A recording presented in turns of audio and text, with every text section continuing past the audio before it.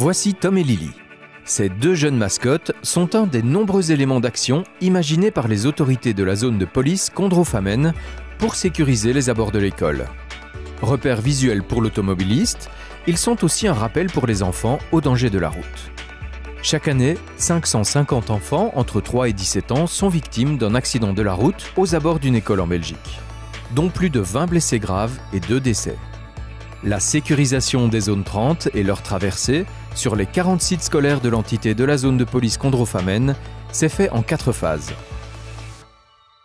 La phase d'observation, la phase de prévention, la phase de répression et la phase d'action.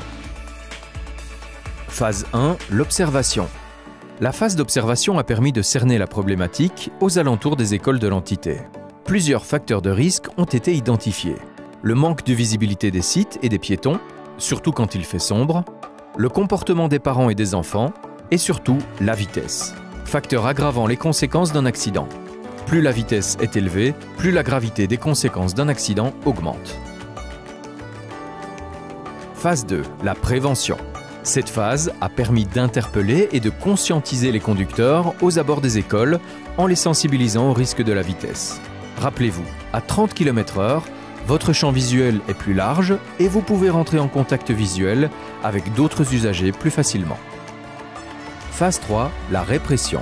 La phase de répression qui a suivi s'est appuyée non seulement sur des contrôles radars de la vitesse, mais aussi ceux des équipes de la zone qui ont protocolé d'autres comportements dangereux à l'origine d'accidents, comme le mauvais stationnement ou l'utilisation du GSM au volant.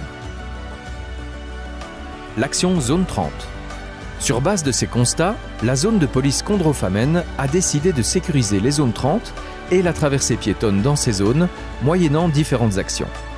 Les aménagements réalisés avant la zone 30 pour ralentir le flux de véhicules et leur vitesse, le renforcement de la signalétique, le marquage dans la zone 30 plus coloré et soutenu visuellement par du mobilier urbain qui balise le parcours des enfants, attirant ainsi l'attention sur leur présence.